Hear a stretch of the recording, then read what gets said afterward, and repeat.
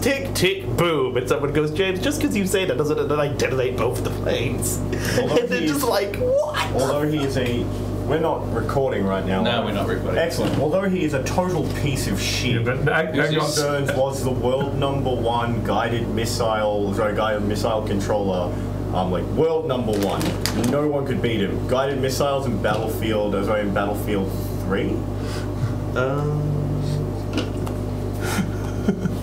I haven't touched it. Why did it go live? It's not live, because I'm not waving my hand. It is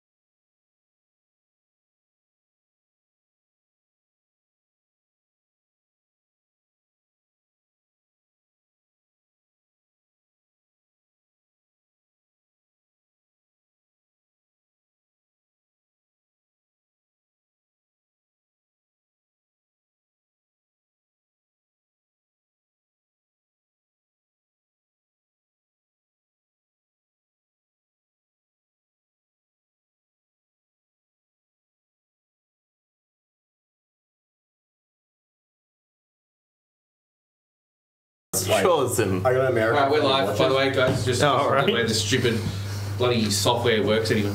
That was mine. I didn't realise it was going to do that, but it's fine, it's fine, it's fine. We just keep guys, because otherwise if I don't, you guys will keep talking, you're just talking. Especially you sisters. That's why we're here. Nathan just got here. I want to say hello. Hello. Oh, hi, man. Good to see you. It's good to be here. I didn't see you there. I've actually been here the whole time. Well, you have. We just put him under the table and he just pops out every week. Where's Cetra, though, the most important panelist from last week? We're not fitting a fifth. Welcome to the take- Salty Dragon Tavern.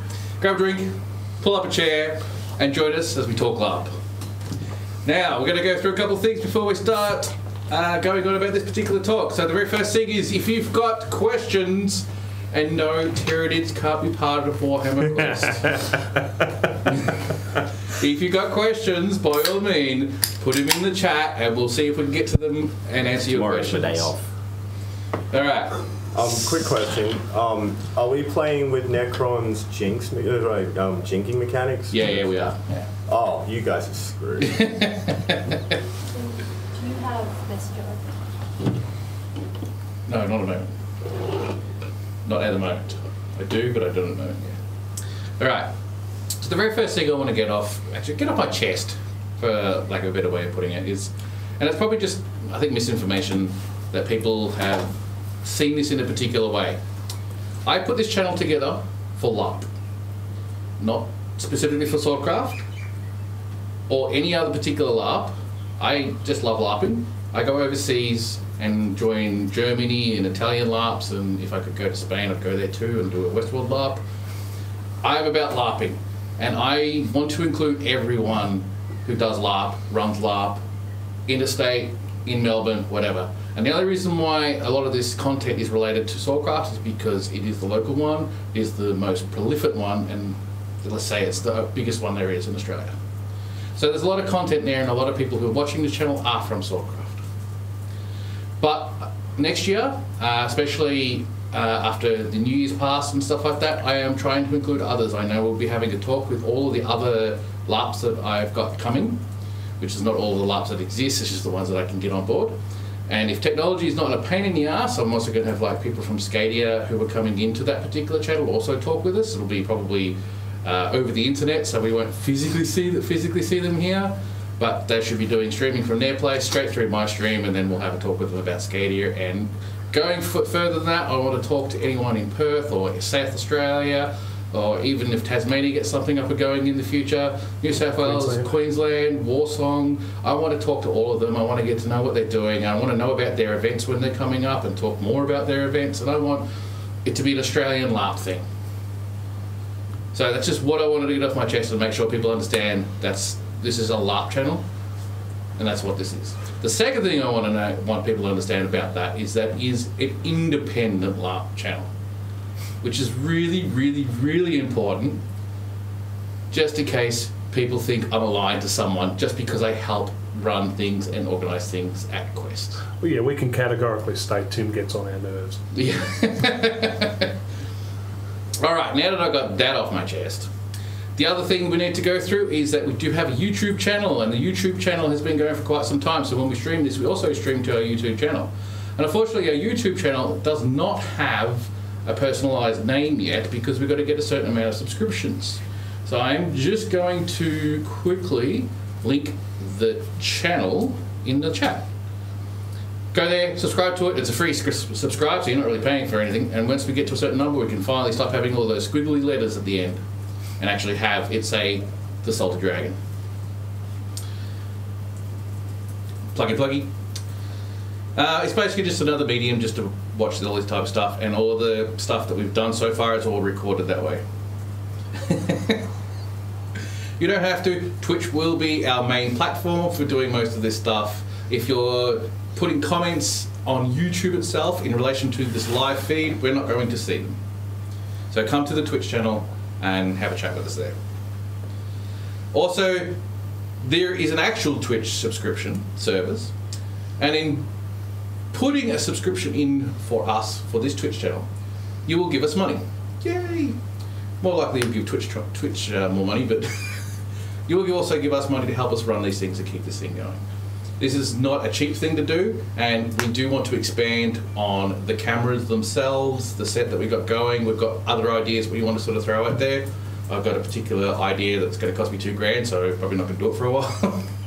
And I have various other things I want to do. I even want to get to the point, and especially I could probably do it next Quest if I'm really lucky, actually do a live stream from Quest itself, even just for one night and have a bit of a chat while we're there. I want to do that. Alright, so yes, if you've got the money and if you feel like helping us out and pushing us forward, right up top, get a subscription and start helping us run this particular stuff.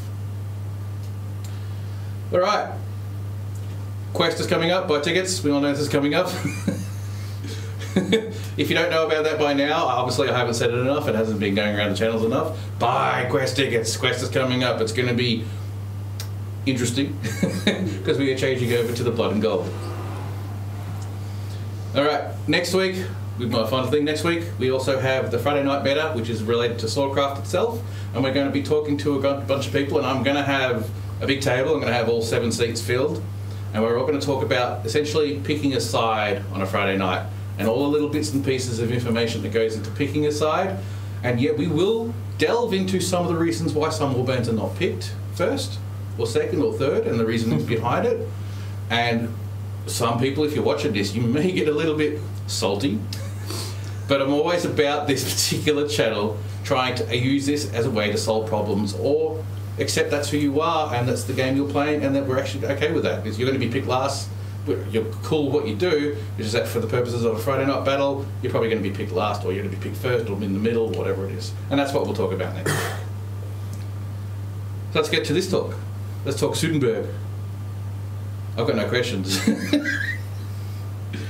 Actually, you guys have put questions in the chat already so far, so what should we start with? Should we start with magic?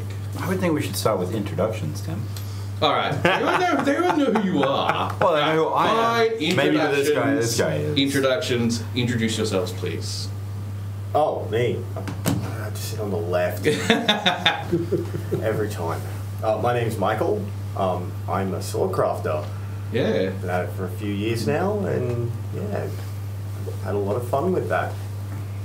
It's also a good way to make sure that they can actually hear what you're saying. So if you can't actually hear anything that they're saying, please tell us and we'll adjust some audio in the background while they're talking. Right, I'm Andrew. I run the beginners training and do a fair bit behind the scenes. Is that a statement? Nathan, warband leader of House to Merberser and way too long time swordcrafter. Like 7 years now. Way too long. Still a kid. 4 months longer. I'm James Freeman, warband leader at Swordcraft of ES Gauss, and yeah, I go to every single LARP I can afford to, which is not many, but you know, might as well.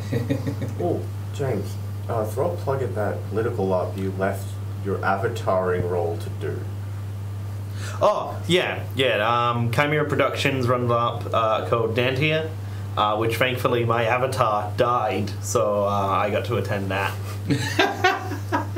I'd like to point out that actually wasn't deliberately organised. No, that was not organised. But once he was dead, we did kick him out as fast as we could. Yeah, you couldn't get a suit off him any faster unless you were trying to eat him. Oh, Sixtus, you could. Oh, I could. I definitely could. All right. So let's talk about Sudenberg. Let's talk about how Quest is now changing. How it's more than just a new name. It's more than just a Warhammer world. How the concept of Quest originally, how it's evolved, and now jumping into this new style of Quest, it's evolving more with a larger step. And the idea is going forward is not moving totally away from a wargame perspective, but moving more into a personalised and a smaller scale LARP orientated towards, as much as we possibly can in such a short period of time, the smaller people, the individual person, and just the smaller bits and pieces. So my question is, for the first one, to start us going, is what is your perspective on the change? Oh, starting from right to left. Alright, apparently. From what I've sort of gathered and what I've kind of understood is a lot of the things that were sort of trialed or poked at the last quest, especially with like individual rewards, is the reaction seemed to be fairly positive. People liked that they didn't need a warband leader to organize something for them to get a reward out of quest. That if you wanted to, like, individuals could earn it. It might be slightly harder for an individual to earn a reward than 20 people working effectively together, but it was still sort of a possibility that could be sort of run. I'm not in any of these teams, or I haven't been a member of them since last quest, since I stopped being Avatar, so everything I say is with a grain of salt. But from what I've been hearing, I'm actually really excited to see a lot more individual-based rewards than warband-based. And warbands being more like themes and groups that can support you going and getting your goals than being your entire goal. Yeah. I think from a lore perspective especially, I'm very excited to see the changes to a lower power level. So obviously Althea, when it was running, you could really rock up and claim that you are the ultimate being of the universe, whereas that's going to be heavily frowned upon to the extent of locked in an insane asylum permanently in Sudenberg, rather than just spending a half hour in a priory. So I think that bringing that back to a more personalized level, a human level, a more personal story level for a lot of people as well, is going to be really good, because we're not going to be worried about these world-changing mega creatures, the avatars that we previously had. We're just going to be worried about the characters and their stories as individuals. By the way, you don't have to go from left and right. If you guys got just input you want to chuck in, by all means, just jump in after. I just didn't want to go first. I get it. Every other It's just like avataring again. Whenever I don't want to do so, I just throw you or Rory under the bus. If it's a system and Rory it works, deserves it. it's a good system. Yeah. What I'm mostly looking forward to with this is as everyone said, it's designed for individuals to play, but it's also got a cohesive world to play in. The previous incarnation of Swordcraft had a world, but everyone wrote their own version of it, and I don't think at the time we really appreciated just how diverse everyone had become until we started talking to some of the warband leaders and found out some of the things they were up to. So that's not a criticism of them. It's if you create a sandbox, you've got to let the kids play in it. This time around, the sandbox has toys already in there and a story waiting. And what this really will help with is it won't mean anything to us. It'll mean something to someone who comes along for the first time and doesn't need to become friends with a large group of people to actively take part in the game. They can do their own research beforehand and literally turn up as that strange, dark stranger on the horizon and see what happens. I'm not saying it'll go well for them, but they can try it. I know the one change I was looking forward to and I pushed for quite hard was the level playing field for interstate and non-Melbourne players. Yes. And I definitely think that they're going to be on better footing at these coming events than they have ever been before. Yeah, that really was something that came out of us talking to them, was that they weren't getting the information. Whereas with this, the information comes from a wiki that's been around for 7 years that is very well policed. I feel like that was the point I was going to make, is that we now have a world that you don't have to ask about. You can, as I think Jeff and Wombat and yourself have mentioned, we can Google our world. Yeah. Like that in and of itself is a resource for that. And I feel like in the word LARP, I feel like the latter half of it will now get a time to shine as opposed to most of the live action. Yeah. Like we've always had the live action down, like that. We've had that down pat. We can hit each other with foam swords better than anyone else can. Yeah, we've got guys from SCA. Like we've got champions, champion swordsmen. And now let's do the RP part of it. Yeah. And we've got some great role players, but why can't we have more great role players? Yep. And having a smaller scale world, getting it down to the individual. I think I mentioned it last time I was on. I'm no longer the general under a powerful military regime who's loyal to a great and powerful mighty emperor and his next in command above me. So I'm phrase one man in a million, or yeah.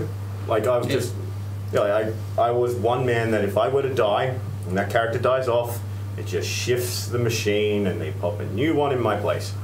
Now my life matters.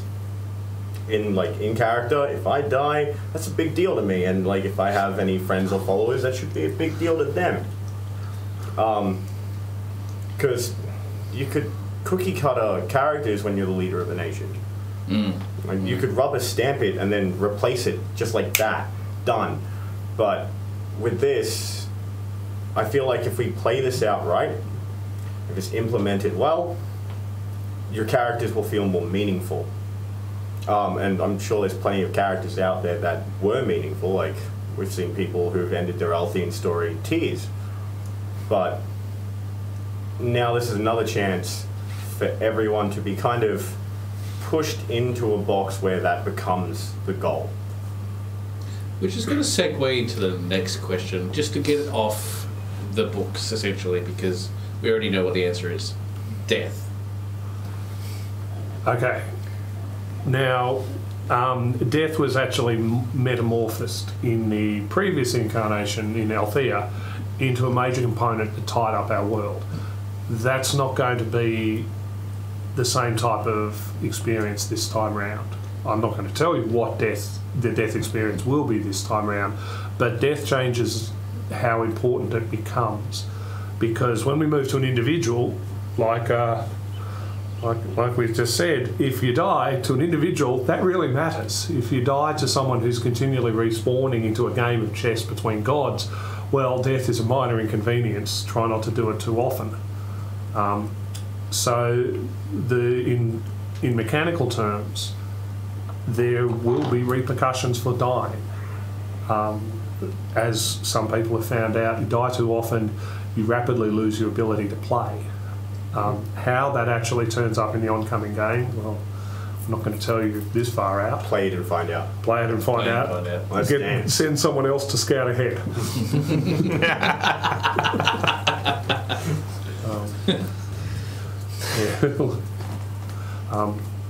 There's also, with death, there's the element that we have, on one side we've taken actually dying for granted, but we've also taken the impact of killing someone for granted. A simple mechanic we could remove that would really change the game would be to remove the 30 minutes of downtime, because then people would remember, however they came back into the game, what happened, and probably have something to say about it, which means random violence is an issue. The world does not easily, doesn't matter what game you're playing, it doesn't tolerate random violence easily. Apparently someone really enjoyed the way Death was run, though, last quest. So yeah, I know. It was a huge amount of effort, and the heat in that particular tent with all of the plastic in the banging the walls and stuff like that absolutely wrecked you. Yeah, it was also, we're dealing, people talk about events overseas, which is where we got the idea of the maze. We have a different style of people arriving at death. They either arrive individually or with 19 of their closest fighting buddies. We also, we don't have the same resources that they have overseas to replicate exactly what they've got. I mean, here's another thing about this particular talk and all the other talks that I do and the general stuff is that to get this stuff to run the way people would like it to be run requires people with skills to actually help us do this type of stuff. And we always have that blanket of people who are really willing to do stuff but have no idea what to do. And then there are those who do know what to do and don't know how to present it and bring it out into the world. And it's always a bit of a pain, realistically, because they're both really great qualities, but they don't quite work at the same time. I've always found that instead of asking if you can help, think of something you can do it, and then present it to the people who are there. Or like what a lot of people do at Quest or at LARPs in general, is go, I've got this idea, small idea to start off with, to sort of get them started, and just bring it and play with it and use it and interact with other people with it, whatever it happens to be. Yeah. And then we see straight off the bat that not only do you know what you're doing, you've brought something to the game, and that alright, people will start interacting with you, and then overall we start going, hey, can you help us out, because we've already seen what you can do. Yeah. We already know what you can do. The shorter version of that would be, let's say you want a cabinet, and I really want you to have that cabinet. You see, you know Dennis Gubb? Yep. Yeah. He's a cabinet maker. You're not going to get me to make the cabinet, are you? Yeah, exactly. Yeah. Like, you need Dennis. You need Dennis. That maze for death took about 30 hours to build. So we had some people help us, but even so, that's just a 6x9 maze, takes 30 hours. Something to accommodate a large group of people. You're looking at a week's worth of hours to build. I think a really good example of just bring your ideas to Quest or to whatever LARP you're going to and see how it goes would probably be what the library became. It started off as one guy. Well, there's different people who've run different versions or iterations of the library, but the one that stuck and became a major staple of the community was one guy who put up a shelf and asked every warband to hand in information about their warband or any Quest stuff. So people knew there might be a quest-related item or an item of importance in there. But then, you know, you had guys protesting because, you know, it has their religion in it, but it doesn't have text about our religion. And he would go, okay, well, write down text about your religion. Here's some paper, here's a pencil, write it down, and I can teach people it. And so every religious group wanted their religious scrolls, and then people had conflicting lore, and they would write more of their lore so more people would read their version of events. And it was just people bringing it to the game and being built on and built on and built on. Yeah, and then some of us filled it with other rubbish to make sure there was a... Yeah, so there will to it. That is a very good example of it. That is a very good example of it. It's like, a lot of people like hear their particular stories of what they want to do here and there and whatnot, and I think it's thinking way too big. Really small. Start with something really simple, really small, just to get you started. And that's all you need. Don't think so big. Think small. And once you've got that first thing, then add to it the next quest. Then add to it after that, and so on and so forth. And before you know it, you've got a library or a shisha den or an underworld. Yeah. Oh, another thing to remember with it is we've got, I forget the weekend count between now and Quest. Divide that up into 8-hour blocks. If you're taking more than one of those 8-hour blocks, you're losing a weekend to do it. Yeah. It starts, even very simple things for an individual rapidly balloon out of possibility. So if you start small and find 3 other small things that correlate, that's where it goes from.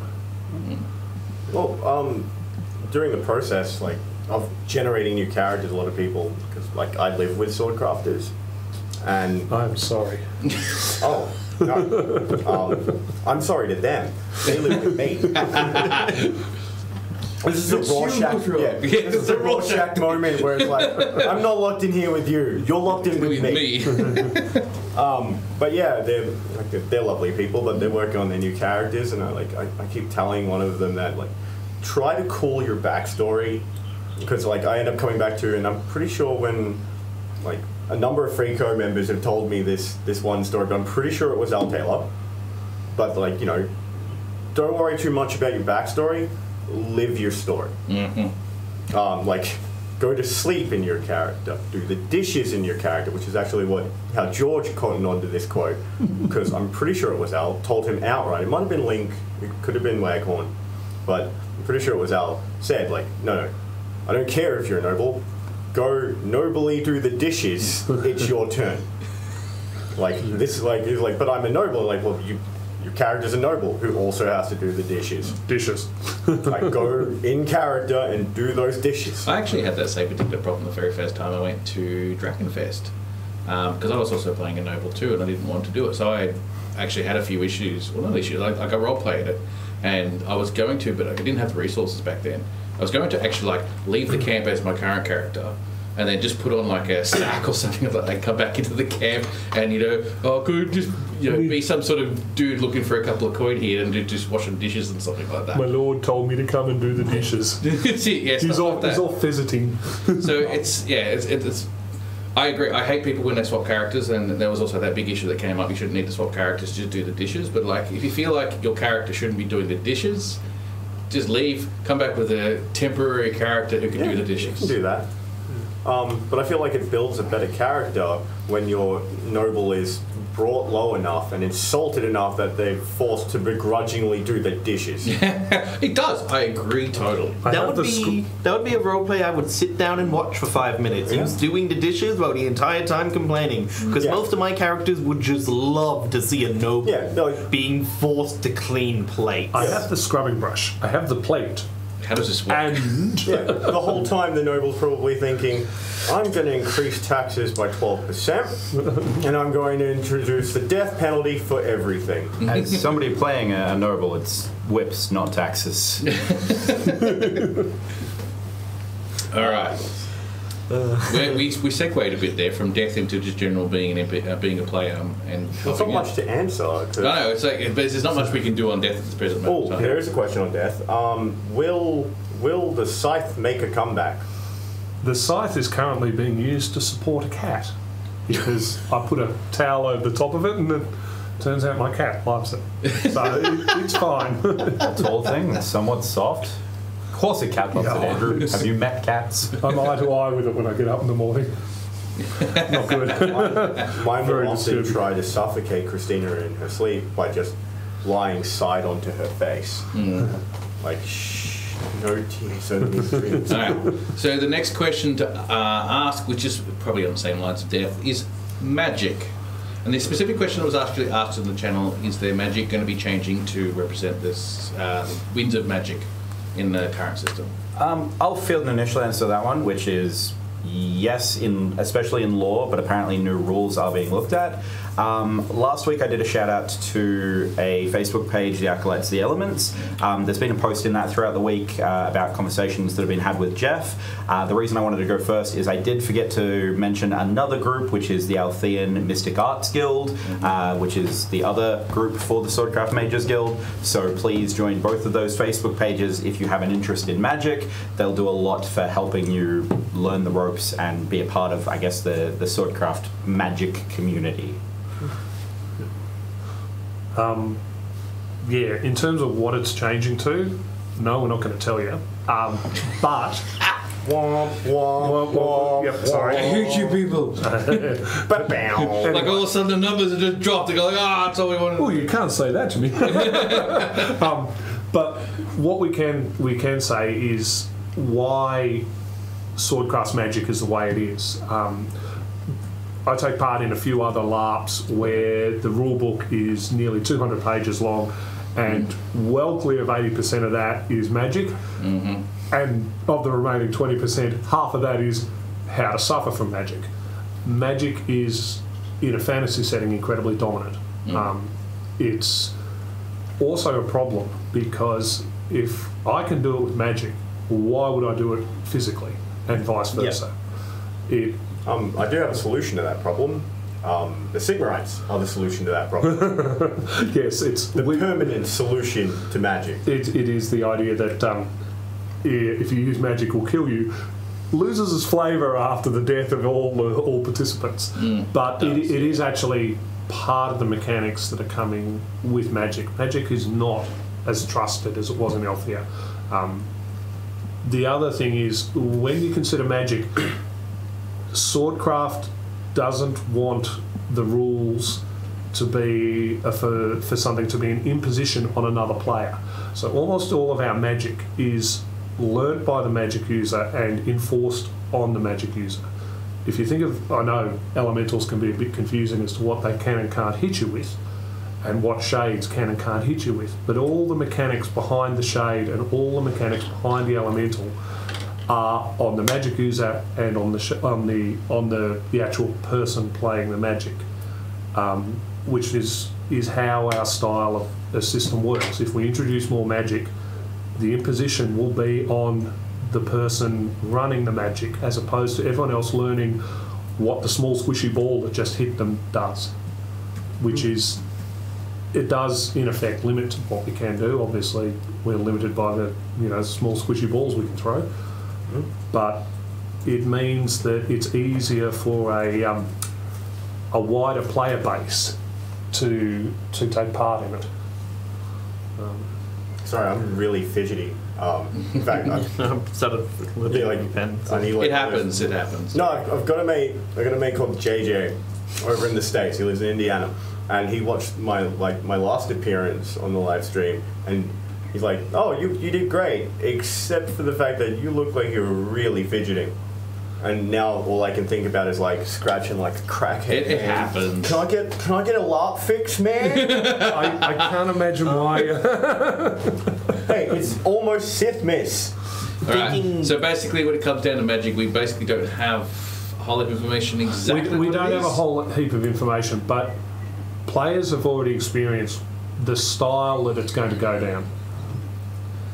Yeah, I would love that.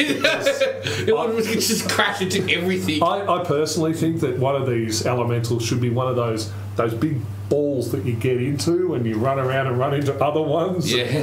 Giant meatball. Yes, I think that is what a fireball should look like. Yeah, I think so It's got too. legs, and people don't want to go near it. Beach ball. I can see the Yeah. disapproval. There's- Wait. I got some It's not Samoans in my disapproval. country It's who- my, most of our quest family sites have hills. So That's not our problem. That's a person in the bowl. no, it's the side that starts downhill's problem. Yeah. Yeah, good Don't point. start downhill. Well, we're always saying that downhill's advantage for LARP, so now it isn't. You just have to start so it's half up the hill on both sides. So both sides have the uphill. Why stroll when you can roll? Ooh. That would be my summoning chant for reference. I do have some rugby playing cousins and like some Samoan cousins who can really run hard. I'm willing to test this mechanic. Yeah, I'm not. What's Deech doing on his weekends? I'd say with Magic that like there's a lot more because before with the open sandbox system there was a lot of people who could say I could do this or I could do blank or I could do that, and then being able to try to do it at Quest or Friday nights would cause problems, or worst case scenario, open out of character debates in the middle of a fight. Yeah, that's Which ruin it for the mages and everyone else. So it's a big sort of line I tell my younger members, especially if they want to get in Magic, and especially in Swordcraft, which didn't have a heavy roleplay Magic system, was if you could do it easier with Magic than you can do it without Magic, why wasn't everyone in the world have Magic? If getting something off the top shelf is easier to do Magic and bring it to you than it is for you to get up, go to the garage, get out the ladder, set up the ladder, climb up and pick it up, then why isn't that a common thing toward everywhere? And it can't just be because Sigma writes, because then you have entire countries which should have just adapted this incredible, awesome rifle level technology power and killed the Sigma and Knights. killed off and won a war. That's a I mean, Warhammer. good luck. Warhammer in and of Like, itself does Sigma. provide us with a very good solution for why things aren't easier, which is chaos will eat you. Yeah, that's another one. Oh dear, that'd be a horrible thing There's to also- introduce. Yeah, Blackstone's replaced with chaos spawn. Yeah. There's Chaos also- tank. You there's can now also draw the, a chaos tank. There's also the problem like Skaven love their magic, and you never know when that's going to annihilate an entire city's population overnight. There's no proof that's ever happened. Yeah, Mordheim died from above, not Yeah. below. You guys keep talking about Skaven. All I hear is beastmen that are sneaky cowards. What's wrong with beastmen that run away? Come on, how's that a world-ending threat? Yeah, they That's a run huge away threat. to their gun batteries. They run away and breed more. More beastmen is a problem. Oh my God. They need to charge you so you can kill them. Why is the Newtonian the only country that Excuse me. complains about having an enemy that flees from their lands? I've just read It's that comment. dishonorable. Not another bloody bell. Anyone played Vermintide? Yeah. Yeah. I just need a minute. You go for it, man. Never let the 13th bell toll for the 13th time. In general, it's bad. Alright, now we can go through the real important questions. Mickey's going. So what's up? What's up? All right. What does everyone think of? No, just Did his menu lock arrive? You mean Domino's? Yes. Product placement time. I was kidding! Oh dear. I was legitimately kidding. I thought you were just fooling around with that. I thought you were going for a smoke. Okay. Almost did. All right. All right. Alright, go for this direction then. What's the next question we can bring up on the list? Alright. There's something about. Yeah, the tinfoil wrapping part's probably going to make a little bit of noise, so hurry up. I should take that off your hands. You just keep. Yeah. There's a question about town. Well, And there's a question about orcs. We'll go with we'll go to the town laws. Because that's probably one of those things we haven't really sort of nutted out either, Yeah. other than common sense. Yeah.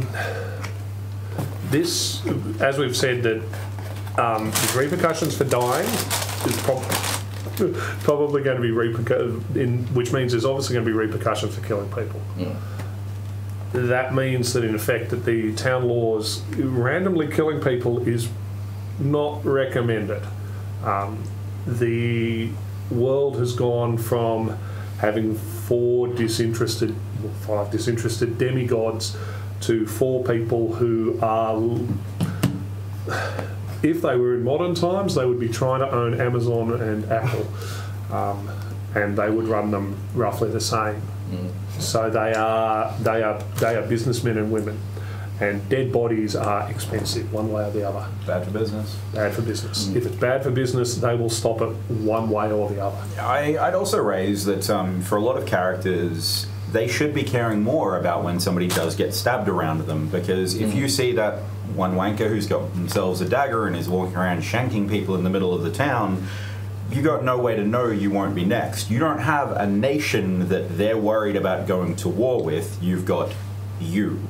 So I'm hoping that we see a bit of a shift in the way that we as players are actually interacting with those people with their daggers that are going around and just shank, shank, shank. Oh, look, he's dead.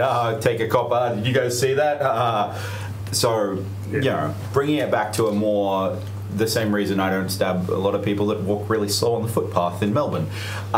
There's reasons we don't do these things. Yeah, we don't do these things. That's going to carry enough knowledge. It's a bit of deniability. It's actually a very difficult thing to do. Let's throw out like what the bloody rats do at previous quests, where they would just do every once in a while they'd do their run through town. The rat swarm. The rat swarm, essentially, and just kill whatever they want to kill. Most people would just basically just get out of their way, and there would be no repercussions for what they did. Well, of course, you've got to fight them. Yes, but it's a big swarm. It is a big swarm, but now, because of the way it's even changing to be even more individualist, then there's almost no one who's going to stand up to them unless a warband even force happens to be in the area. Can I offer a postulated solution? Yes. What happens if someone dobs on it? And then the repercussions turn up the next morning and last until people get bored of that, which usually takes a few days. The term I'm going to use is improvised bounty hunting. Yeah, they committed a crime. They might be worth money if we kill them. You are now worth more dead than you are alive. Yeah. And you weren't worth much to begin with. Now you're worth a lot dead. You know, you stabbed 5 random people to loot them, but one of those 5 random people you stabbed was carrying a secret message by a merchant prince. Yeah. Now their plot's one step behind, and they're blaming you and your friends. They're coming after you because they think you're an enemy now. You don't... Even beyond that, as Andrew was saying about the merchant princes, they're going to view random shankings as bad for business. So if the rats come through and swarm, and all of a sudden there isn't one bounty on them, there's 4 merchant princes trying to outbid each other to get people to bring them these rats, they're going to have a bad day. Yeah. Sorry to pick on your rats. We love you we rats. like the rats. It's good RP and it's a fun situation, but it's also... Just probably the biggest group known for rampaging They are the through biggest town. group known for doing it, yes. The other thing is that previously at Quest, the way we've distributed resources, coins, is here's your coins, be good fellas. That hasn't occurred for several quests now. The way you earn coins is you do stuff.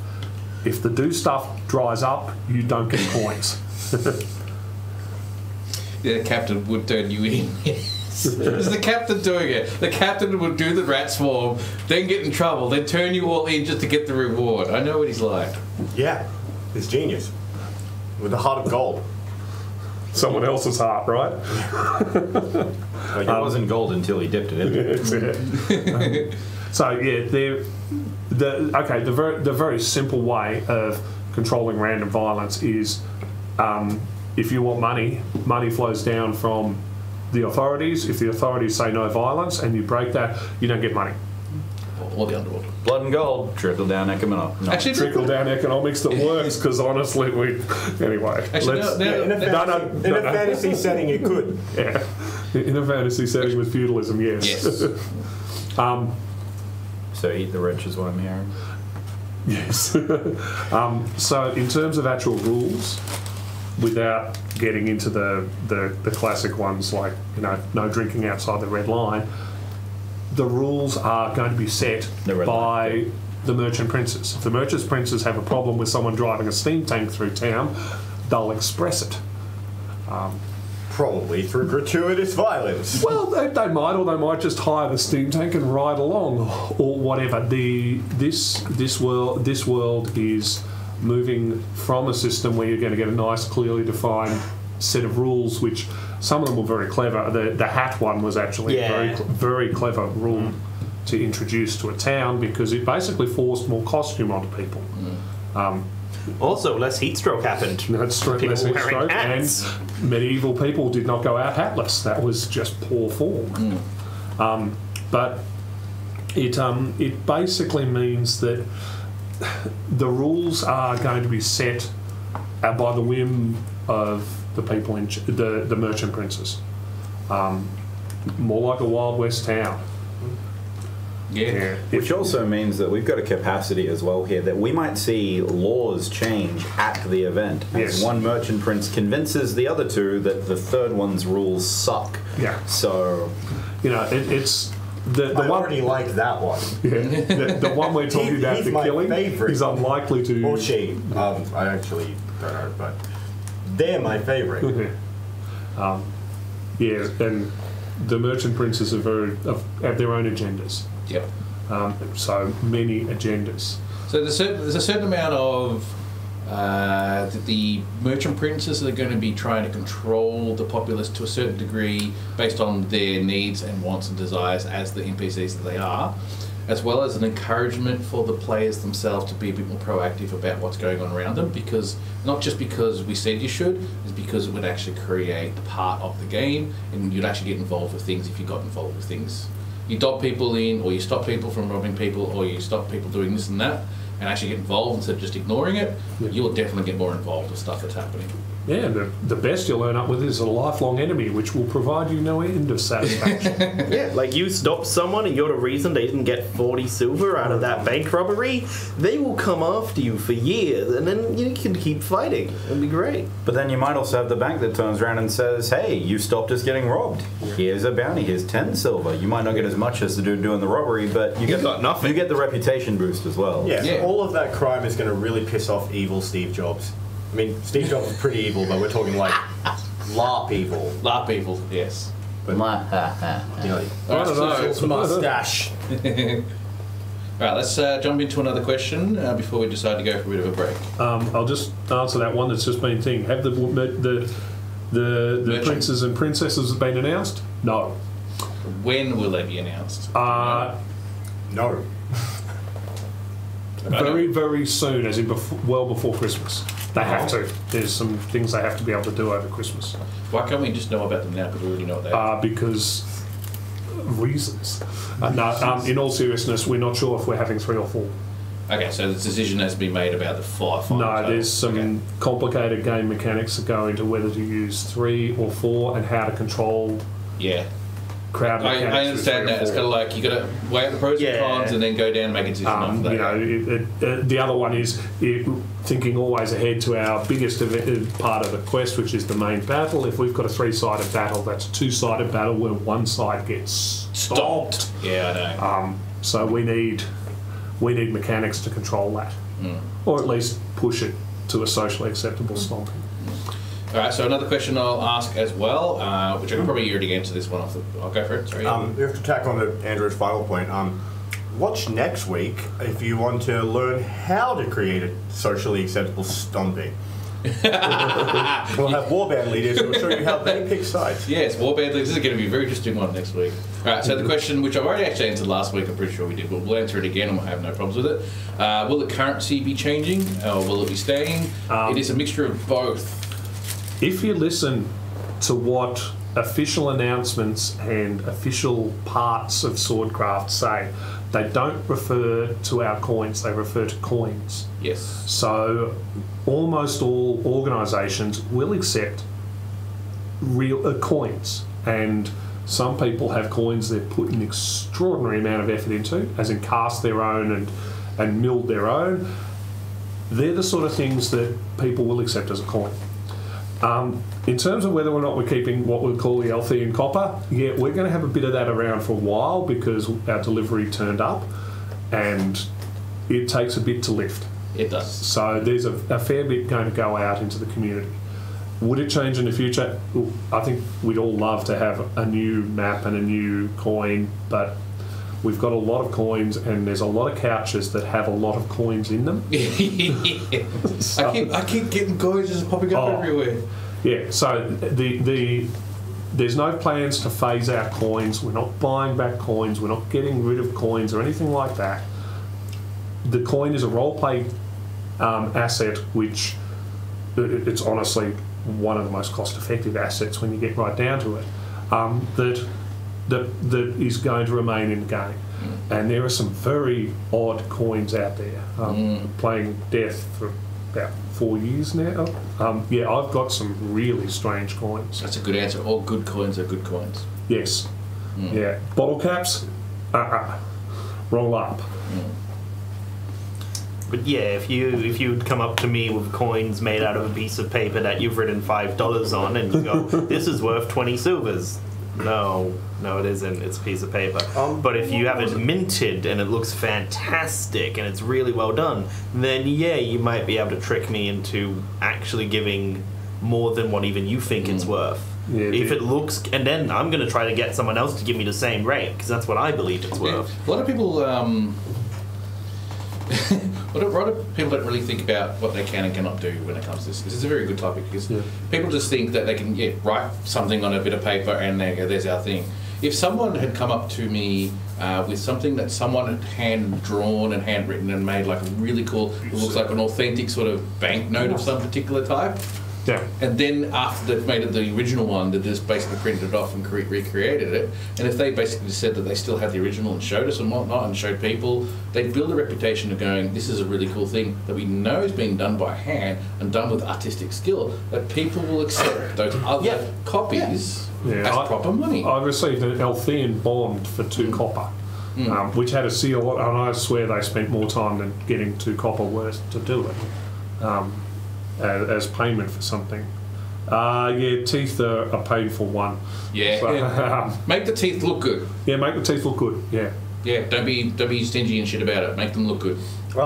I traded at 5 times the value Althean copper to I don't know what the value of the coins are, but I have a Bickerline coin and a Drakenfest coin at home just to collect because eventually I'm going to make my way overseas. So. There's a few people I know that have been just wanting to get 1 coin of every currency at Swordcraft, and every time they get to quest, they're like, I don't even know how many new currencies there are, this is going to be great. So even the most valueless currencies, they're still desperate to get them. So if you bring 800 of them, they'll get 1 and leave. But if you only have 5 of those coins, and there's 8 people trying to collect 1 coin from every warband, real teeth, they're going to come after you. Orc teeth are pointed. Yeah, that's true. They are. So you take the real teeth and get a fire them. Look, I know 2 warbands whose currency is a coin that basically equates to a favour. So a coin from them is a serious deal. To get that coin is... Well, that's whether they're maintaining those currencies in blood and gold will remain. Van Loren one of them probably will. Like Van Loren literally called their currency favors. So which sort of fits how they've worked for several years now. It's a really cool coin though. Yeah, I know it is. All right, so we're going to have a break in a minute. Before we go into the break, the next question that we'll be asking after this, well, I'll ask it now, but it'll be answered after this, is... So cliffhanger. Yeah, a bit of a cliffhanger. Creating a character. Oh yeah. Cool. Let's do it. You gonna transition us? Which one? Star Wipe. Intermission.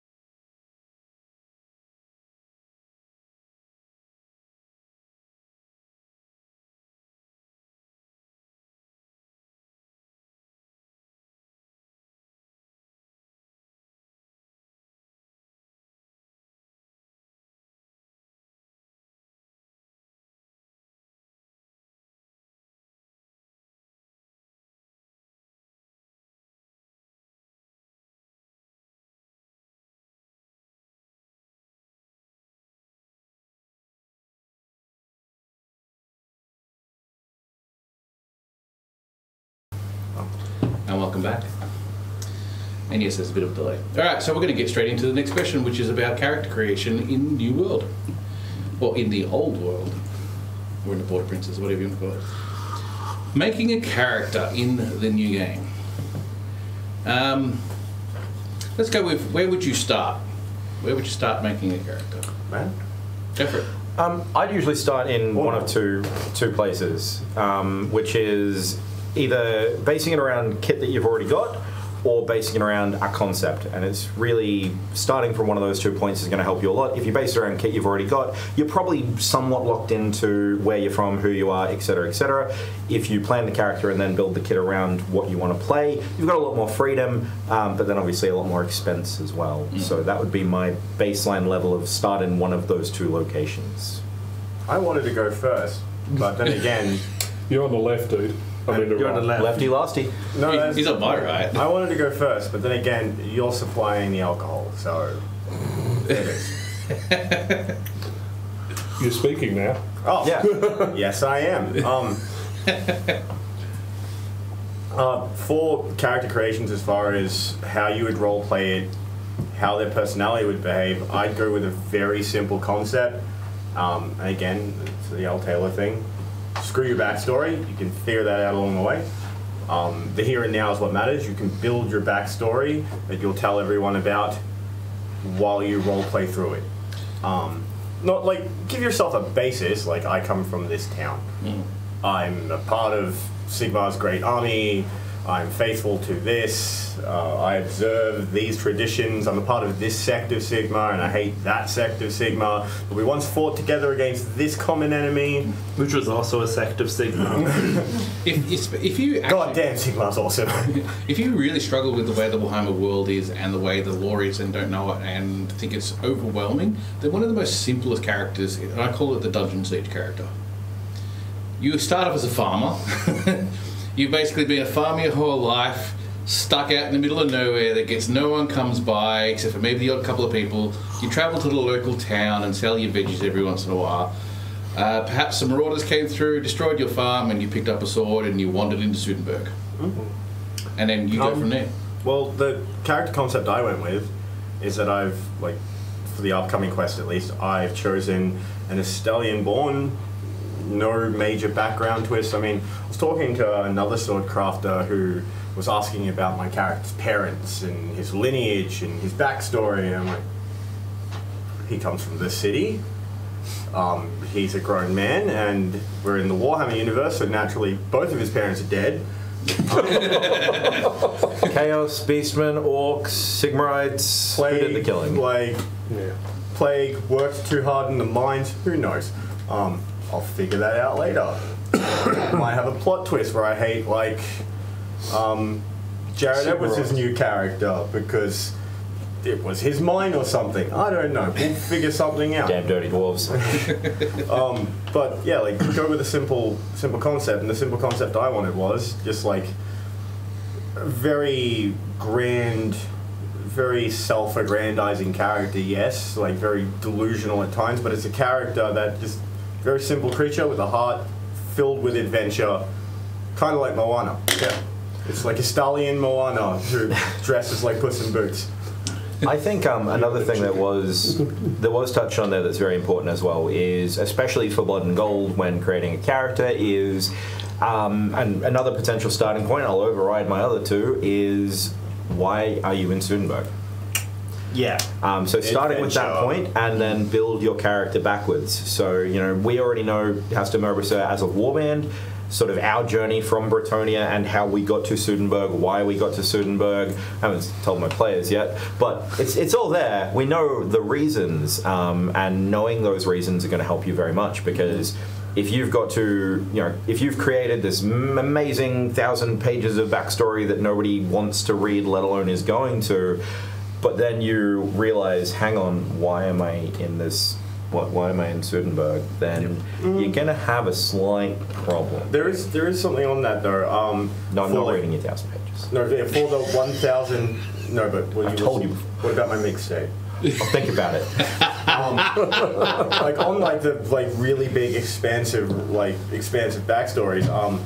I learned a near comprehensive origin story, like the origins of creation, about like the Elder, while we were both dead, while the dead can't contact the living, they sure can tell me and ran endlessly on about how their gods were in love with the sun or something, and man, that was intense. And because we're both dead, I ain't going anywhere. Remember, in death you have a flee option. I'd say with character creation, try to remember to start at the beginning of a hero's journey, the hero's arc, or whatever. You don't want to have your entire story written, the adventure, the crisis, his wife died or was kidnapped and then saved them or ran away, and the story's now over, and now you're in Sudenberg. Sudenberg should be the first step or a major step in your character's story. The other thing I'd recommend, especially if you're with a warband, have a character that your warband can support, but have a character that also supports your warband. You shouldn't be 100% just getting roleplay from the people around you without giving any back. So maybe a bit of mystery here doesn't go wrong. Maybe you worship the dark gods at one point and you have a scar on your arm with one of the chaos god symbols, and that might not get brought up for years, but someone might spot it and it'll create some roleplay and create some story. But it's more along the lines of have something with your character that will support your warband and give them roleplay and give them... basically what will happen if you do that and get caught. You're getting shanked. But it's something that... But yeah, the idea is, while your warband is a great place for you to start and a great resource for a lot of people, you also at the same time want to be adding to that resource. And you want to be creating RP for the people around you. So for me, one of the biggest things I have for my new Blood and Gold character is, what can I do to create roleplay for other people? Even if it's just 3 seconds. Even if it's the tiniest little bit of them stopping and going, hold on, are you magic or are you a weird old person who just said something odd a little? There's another point there, though. Your warband leadership. Warband leadership roleplay is very different to player roleplay, because you're facilitating your warband's roleplay as much as you can without obviously breaking the game or anything like that. Even Shepard, to a degree, like, you were hardcore with Shepard, like painfully hardcore, not wear shoes hardcore. Oh, so nice, the grass at Lardner. It is. I would mostly no shoes as well. Like, it was like Shepard though still facilitated the hashtag is a cult. Can confirm. Like this, like. I guess that's the difference between the Eldar and the Eternals. The Eldar were hashtag not a cult, and you guys were definitely hashtag not a cult. Yeah, and you guys were definitely were a cult, and Shepard was the provider of Waco, Texas. Yeah, the bit they've mentioned here, which is one of the reasons we've kept warbands, is because warbands provide a little fenced area for players to start in if they're not sure. Because you can always take the person to your left, change the name, and congratulations, that's a new character. Now, the characters in Blood and Gold aren't like the D&D characters on the sheet in front of us. They don't have stats. They're really more of a series of questions. Who you are, where you come from, why are you not there anymore, and why are you in Sudenberg? And if you can answer those 4 questions, congratulations, you've got a character. Now, we've also included on the tickets, probably at a little late notice, but we have included them, the Professions Guide, which, for anyone who's familiar with Warhammer Fantasy, is actually significantly more extensive than what we listed there. Most people, when they're generating a character, and I've seen this across multiple game structures, they miss the years 6 through 13 in an adult male's life. So from the ages of 6 through 13, where they're too big to be kept in the house, they're physically strong enough to do a job. What were they doing? That's what the profession tree there is for. It's not for you to have to be able to say, well, I'm a blacksmith, therefore I blacksmith. Your entire role in a blacksmith might have been to man the bellows, in which case you learned nothing other than it's heavy, hot work. And you're a great blower. And we're not going to go there. But there are also other backgrounds in there that really explain where characters take off. favourite example of mine, and it's one that gets a lot of people, is the rat catcher. Rat catcher is an exterminator. Rat catcher is someone who knows what's going on in the city. If you were to play a character that was going to go on and hunt monsters, where else would you start? You'd start as a rat catcher. Because at ages of 8, you go around with a stick and you hit big rats over the head. And when the rats get really big, you know there's something odd going on. Sounds like a typical D&D adventure. Yeah. I got some rats in my basement that need to be cleared out. I thought it was the start of a Call of Cthulhu campaign. I was saying, There's some big rats that need to die. Have you Just seen keep getting goblins? bigger. They are not nearly as easy as it sounds. Oh, I beat a goblin with my bare hands when I was 6 years old. Yeah, we saw how badly that turned out. The other thing to remember is Games Workshop products are visual products. Dungeons and Dragons is a story-based game. For a long while, the pictures in the Dungeons and Dragons books were awful. Yeah. Like, really bad. Games Workshop hasn't had that problem. Games Workshop is all about selling pretty little miniatures, which means if you have no idea what you want to do, type in Games Workshop miniatures into Pinterest and settle back in a comfortable chair. Yeah. Oh no, like, Find it's not even that. Like something the actual artwork, And like the artwork, like yeah. the actual artwork. Like I love just seeing like the murals that people paint from like White Dwarf of just Sisters of Battle, like Yeah. the giant. They're not giant because they're actually just. They're just normal people of incredible will, but like they're standing and towering over their enemies with this like giant gun pressed against their skull. And like, well, if you were going to make a mural, Yeah, it is a visual medium which you can literally design a character by going, that's what I want to look like, which means I need to have some simple style armour like that. I need to be this colour. What is that? And there'll always be a tag on it of some link to where they fit into this world, because everyone wants to be part of the canon of the world. There's also recently Games Workshop has done a pretty good job of getting their IP out there in the form of video games. Oh, God, yeah. Anybody with a moderate gaming PC, and for some of the games consoles such as Blood Bowl 2, Warhammer Total War, Vermintide, these are games that you can pick up and look at 3D models of these characters, of these races. Warhammer, especially Total War, Space Marine, being awesome game. not Space Marine for Blood and Gold, maybe. Yeah, no, get Space Marine Space anyway. Get Space Vermintide Marine and anyway. Spaso, Casterinids. Total War. And Blood Bowl would be the three that probably have the best 3D models of fantasy. It's more that the when it comes to the battle games, the ones with the larger arms and stuff like That's Total War. So Yeah. Total War definitely, it's got cinematic mode. You can pause it, you can zoom right That's a in, good and point, you you can can too. Yeah. spin around the characters and get a 360 model idea of what they look like. Not as a miniature, but as an actual CGI model. Yeah. So It's really, the term character is deceiving. It's more persona. Yes. It's what do you want to be recognised as by your friends and opponents. Can you be from Sudenberg? Sort of is the answer. This depends on what else is in your character. Where did you come from originally? Because Sudenberg is a Wild West town. Chances are you probably didn't grow up there.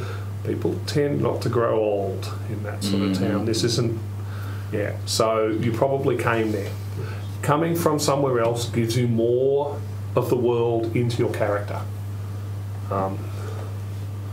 So as I understand it, yes, you can. There are a few strange tribes out to the northeast, the hills, the mountains. Yeah, it's east northeast. That's northeast. Yeah, they're not empty. So yeah, there are ways of coming from around Sudenberg. I didn't bother to check all of the media that Swordcraft released because look, I've been working on the character. I've been talking to Nelson about stuff. Like, I got my stuff settled, and my character doesn't actually need to know any of this because he's a bit of a moron. But geographically, from Bretonia, where is Sudenberg? southeast. Yeah. So to Get away from my country. No. I'm to the south. And that actually brings up something else. Estalia, Bretonia. Most this world is loosely based around a medieval world. What was the The Crusades movie. Which one? Kingdom of Heaven. Yeah, great how do you movie. get to Jerusalem? You go to where they speak Italian, and then you keep going until they don't speak Italian anymore. Well, that's a pretty good description of how to navigate. Yeah, it's a pretty good description of how to navigate. You end up in Asia, and then you lose all of your armies. Well, and then you'd have to end up where they speak English again for a bit, and then you end up in Dwarf Mountain. And then you have the bat. then you have end up broke. That great divide area where the trolls this live. is the thing. They'll eat you. Warhammer characters are probably not pulling out a map and going, oh, no. They're going, right, it's east of me. And keep going east until the town's... 12 years ago, someone found a safe path that takes 28 days and does a figure eight at a point. The Empire, and there's a reason caravans travel together, which is common the world over. It's because that old man in the front of the caravan who doesn't do anything else other than yabber at the clouds also knows the way. He doesn't know much else, but he there knows aren't the way. many explorers. And there you go, you've just made a character for someone. Old man who talks to clouds. I'd love to see a character who ended up in Sudenberg because they're lost. Like, I'm on my way to Altmark. I should have taken that left at Albuquerque. I think you're not that lost. my guys have just run out of food and are starving. We don't really have a choice. And that's the other reason people come to town is because the local wildlife will eat you before you get a chance to eat it. The top of the food chain is not a bear. The top of the food chain's a hill giant or something dragon. Right. There's a lot of questions that have been asked in relation to creating a character and stuff like that, which I actually think have been answered. Like, one of the questions was overall costuming, which I think was answered by do a Pinterest look for Warhammer stuff and go from there, maybe. One thing I just want to throw out, I threw it out last week as well, is the national Facebook pages that have been opening up. I founded the Bretonians of Blood and Gold. There's one for almost every nation already. There's an Estalian one, a Kislev one, an Araby one, an Empire one, a Chilean one. Don't know if there's a Norscan one. No, there's no Norscan one, but there is a Kislev. Yeah, there is a Kislev one. There's also an Elven one, a Dwarven one. So if you want more of a conversation about kit ideas and things, rather than just Googling and Pinteresting, and jump in one of those pages. I know, and again, I'll shout out Professional Hobbyist. He is trying to collate them all on his wiki. So if you don't know how to find one, because you can't search the Swordcraft Facebook page for some reason, look for his... There's a lot of stuff that goes through that page, so I can understand why people... But it has a search function. One day we'll start using hashtags properly.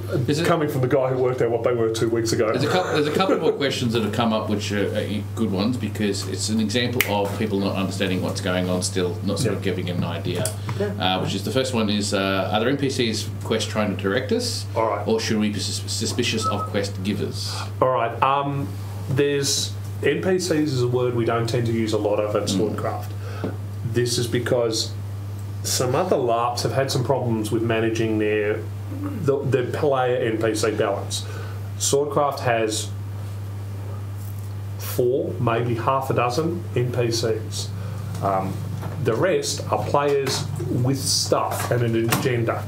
So whether someone is giving you a quest because they've legitimately mapped out a giant quest or paying you 5 copper to go away, you can find out.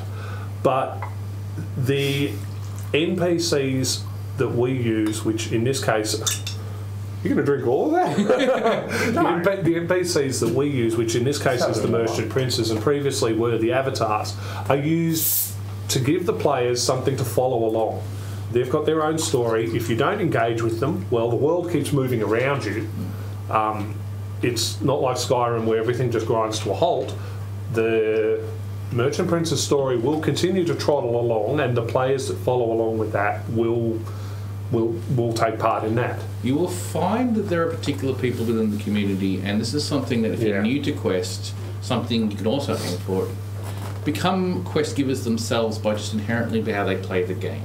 They get a lot of money and they start handing out coin to do kill this particular person, go fetch me this, go do that and whatnot. So that's why the NPC idea doesn't... It's a thing we try not to do as much as we possibly can. The idea is that if you've got a quest or an idea or something you want to do, and you think you need an NPC for, you've got 500 odd people there who probably will fit that mold of whatever it is you're trying to do as their character. If you want, you got war bands you can pit off against each other if you're smart enough. Yeah. You know, you can have a lot of fun. There's just, you got to just try a few things and learn from your mistakes if you make them. That's really important. The best bet with these is if you have had no involvement in writing a quest before, is write small, write for half a dozen people, and the reward is something you found at Savers, or your thanks and an offer to help them with theirs. I actually disagree with that, because I remember one particular quest a couple of quests ago where one particular person contacted me about running a quest that he wanted to run himself, and he actually struggled to get people to come along. Yeah. It might have been the way that we tried to approach it that didn't quite work. And thus, if you're going to do a quest for like 6 odd people and stuff like that, you have to get them invested in it somehow. Yes. Not just ask people to come along. Well, that's the bit at the end. You offer to help with someone else's. And that is really the key. Yeah. You do someone else's and then quid pro quo. Yeah. And that was actually a point that I completely forgot to make. In the changing of the guard from Althea to Blood and Gold is that we're becoming more of a collaborative role play as opposed to a competitive one, which is like, it's a bunch of articles bumping around on this and a bunch of studies when it comes to like collaborative artistic projects and competitive ones in the arts. I feel like Blood and Gold, by smaller scale, is going to make us a more collaborative community that works together to build something great, as opposed to like a bunch of like big egos clashing with each other and saying whose dick is bigger than the others. But then again, It'll happen anyway. Yeah, oh look, that will happen. And that's actually important because that's part of a real world. Yeah, that's true. Yeah. One thing I'd actually recommend as well is design your character to be NPC-esque, be a force of interaction. If you've got something to show it. Don't take the thing away from the public and put it in your camp and keep it private. Obviously, I'm not saying with everything. There's going to be private role-play moments. You need to have private characterization just for your character. Or your junk. Put that away, please. Don't random. But for people at home, do not randomly show people your junk. As an example, will be red carded. As an example from a few quests ago, one of my players actually took the effort of, he basically made a beggar character that was meant to be the setup for a multi-quest chain. So he wanted this to last over several events. And he wanted as many people drawn in as possible. He wanted it to be big and showy and flashy. And he got picked up and physically dragged into a camp where the gates were then shut.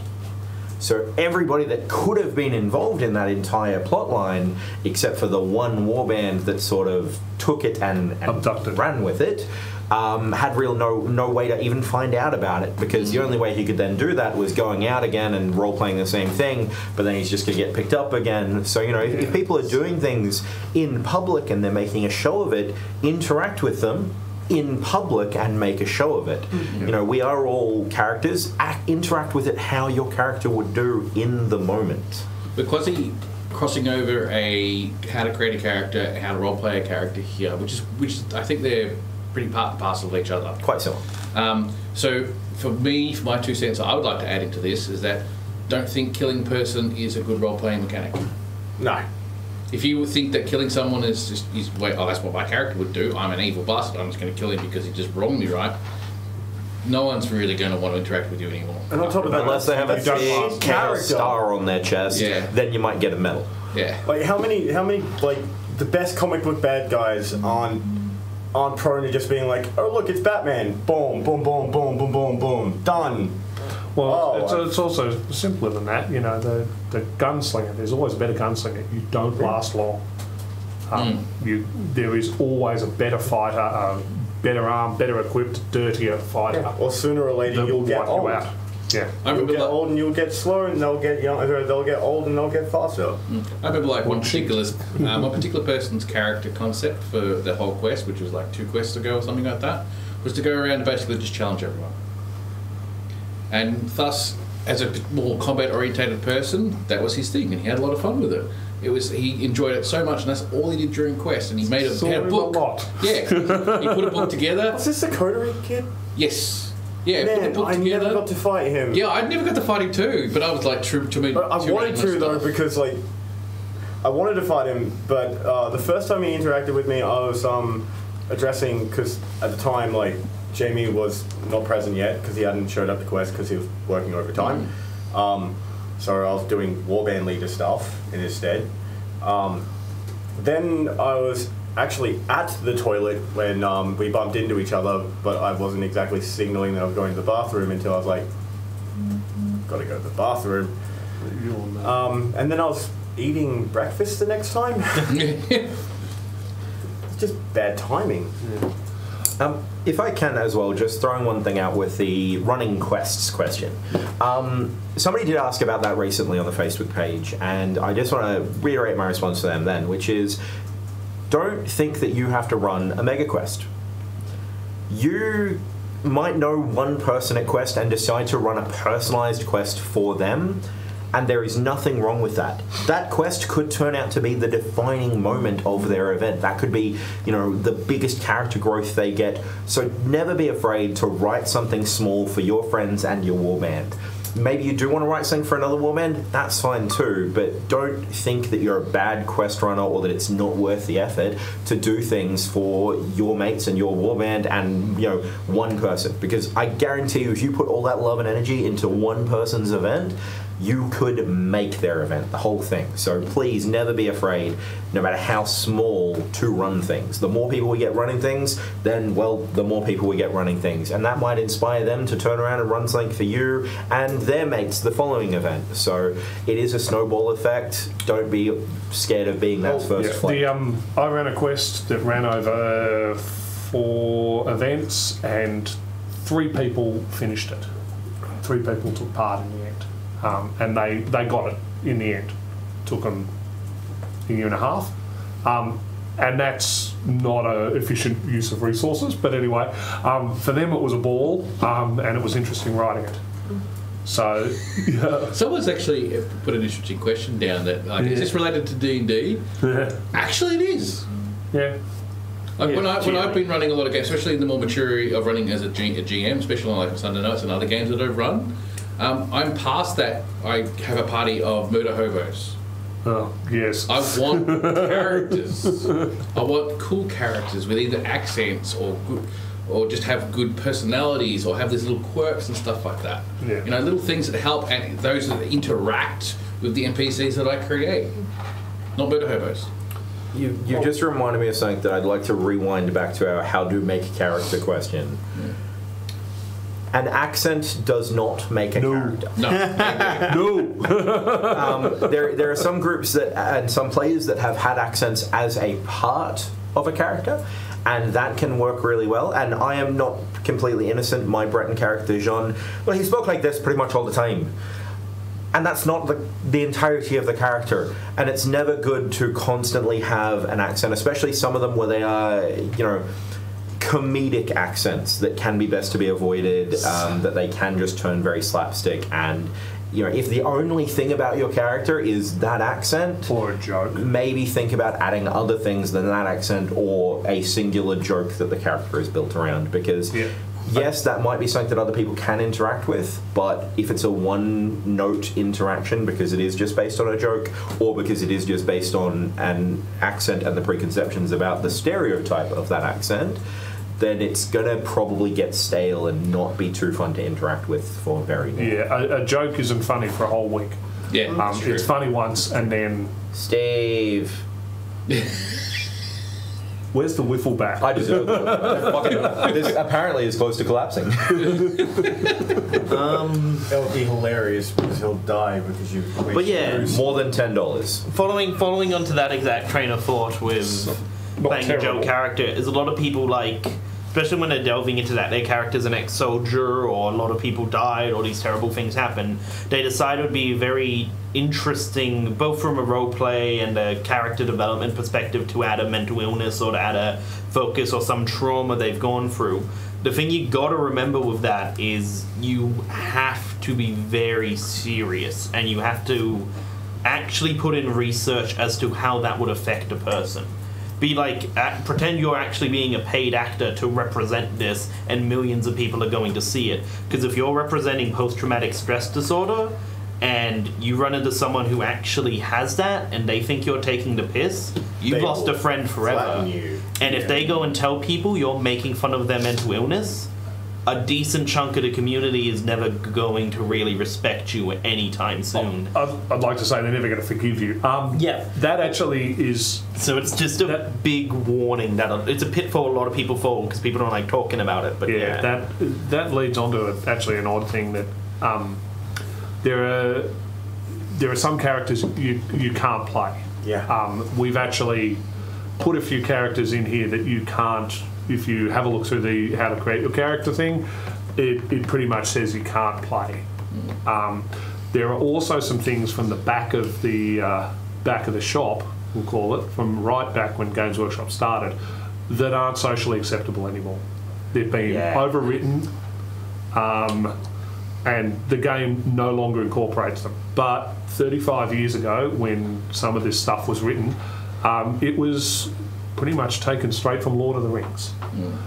There's also some creatures which are out of this game. Yeah, we're not going to go... If you don't know what they are, you'll be very hard-pressed to find them online actually described properly. There's one of them that's on Wikipedia that's... Yeah, that's a particularly savoury creature. Yeah. These creatures, back when it was written, the game wasn't targeted at 9 to 14-year-old kids. The game was targeted at 16 plus in Australia and 18 plus in the UK. And it shows in the writing too. If you have a look at the old books, yeah, they can say some things which we can't say anymore. That's what we could say then. We don't do it now. Yeah. I remember that that question was addressed. There was a Warband Leaders Town Hall meeting when they first started introducing information about Blood and Gold, and I think it was Kieran. Was it Kieran from Chesapeake? No, it was it Maddie? Maddie. It was a Chesterwick, so yeah, it was probably Maddie because she's a warband leader. But yeah, they brought up the question: will this be in there? Will this be in there? Will all of the female characters have to stand by an oven? Will all of the male characters with dark skin have to live in chains? No, probably not. I think no. I think one big thing to look at there is we are a community, and to a lot of degrees we have the options in how we choose to portray those things. I know, as an example, being a warband leader of a warband that is going down the Bretonian route, one of the first things we did was we discussed internally how we're dealing with gender, which is because in Bretonia, men will become knights if they're noble, all peasants are not too bright, and if you're a male with any kind of magical ability, you're just never seen after the age of 2. Probably aquatically disposed of. Yeah, something about a lake with a lady in it. And so one of the things we decided straight away is to hell with that. If I get a, hell of a good fighter young lady, she's going to be going down the knight path if that's what she wants to do. I've already got a bloke that wants to play a wizard, and that's fine too, because there's such a thing as, the lore as it was written, but then there's also the lore as we can interpret it in the modern era in 2018/19. Yeah, it's a LARP translation and community translation thing. Another point to tack onto it is LARP is supposed to be fun. Yeah. It's not fun if, I see demographic here and I just pile bigotry on that. That's not fun for anyone. One, I have to walk around feeling like an asshole, and two, they're going to remind me that I am one. Yeah, the Warhammer world leaves us plenty of opportunities to be bigots towards orcs, dwarves, and elves. Stunties. And humans. And humans for them to return the favour. Those damn Sigmarites, they ruined Sigma. And the religions and everything like that, without delving into some of the unsavoury aspects of, fantasy history. Yeah. This is obviously a very interesting topic, this one about creating characters, but I want, for the last 15 minutes of this particular chat, give or take, I want to ask another question, which I might get a short answer for, or I might get a longer answer for, which is the actual wargame side of it. The battles. Right. Yes, there will be. Okay. Do we have any plans currently Yes. stored? Yes. We've been listening a lot to what people have been saying about, and the surveys, which Which I'd also like to point out was helpful for the previous chats that I've done in this particular channel, helped this come about. yeah, the features of what Quest is actually able to do is Quest is 3 components. It is the individual player, the warband, and the global game that goes on at Quest, which in this case is the Border Princes game. Now, previously, the smallest of those was the individual player, and the warband was next, and then the global game was not quite all dominating, but it was the significant part of the game. And the issue was we had the two global games. We had Yes. the Avatars Yeah. and we had the The Sagas. Sagas game. Well, Sagas isn't going to be the same sort of game as what we've had before, which means Quest has got a lot more room within that band of conflict to bring individual and warband up into take a big chunk out of global. And one of the ways that this is most likely going to happen is that instead of having an enormous fight somewhere between the hours of 2 and 4 in the day, and another one somewhere between the hours of 11 and 1, there will be a series of objectives that crop up. Objectives just being a placeholding name for what will occur. So that might be a conflict within a small fortification, a conflict within quite a wide area, which is basically going to be highly unfavourable to anyone wearing more than 4 kilos of armour. And then a series of other more mobile games. So we end up with, it will be impossible for people to take part or basically to stack the deck for one of them. We're talking the tower game, essentially. Yeah, effectively the tower game, but not in the same mechanics. Not in the same mechanics, yeah. Yeah, the tower game, we got... Conceptually, or just different mechanics? Yeah, we call it a tower game because that's the only The experience terminology. we've had. There will be a big battle. There always a big battle. There's If always a big If we battle. get that many people together, why would we not? I think that's the thing about Quest, is that no matter what type of quest it is, Saturday, last day of the fighting has to be a big It's battle. Sunday this time around, I believe. It's a different schedule. So Monday to Monday. The last day of official fighting. will always be a big it's battle. the have a big biff, everyone take your kid off and have a relax and Exactly, socialise. yeah. But will that be the nature of the big battle if... I can't say what the No, but I format- mean, let me finish. So the big battle is a thing. We have hundreds, if not 1,000 people just ready to go. They're here to fight. But if, say, because it's Blood and Gold is the kickoff, there's a bit of developing lore, a bit of developing story, everyone's kind of finding their feet. I don't feel like there'll be enough political conflict There's not. to generate. So if there isn't anywhere near enough, will it be a prize fight, or will we come up with something on the fly? Look, in all honesty, we can just buy you off with coins and you'll quite happily fight. Oh, sorry. What was I saying? Look, no, it's... I can suck start at 747 if you give me enough money. I'm lost for words. Does someone want to fill in? Bam! I win. Beat him. It's true, we can. Okay. The idea is that this is a story-driven mechanic. So there is an overarching story. It's how the play. One of the complaints we got was a lot of players, when I say a lot of players, especially people from smaller warbands and people from interstate, weren't aware of what we were doing with the battle's last quest. They were fighting in a forest. They weren't quite sure why. And why did Monkey kill so brutally other avatars? They weren't sure what was going on. Rip in peace. Yeah. So the idea is that we have more of that so that people can understand a bit about what's going on in the world around us. Yeah, and not only that, but the merchant princes are going to be a fantastic tool for facilitating battles large and small, because, you know, whereas the avatars were meant to be these beings of power that cared about the large scale, the merchant prince might literally just be, I've heard there's an enemy patrol in that there forest over there. Whereas another merchant prince might say, I've heard there's an enemy patrol over in that there forest over there. Go and deal with it. Yeah. Might be a prowler around here. One of the problems I've always felt in the past, especially last quest, I felt was a bit more prominent than this one. Than previous ones, especially 3 quests ago, because it was the 2 to 4 o'clock battle time. Yes. It made it a lot easier for people to be able to plan themselves around that for doing their own individual stuff.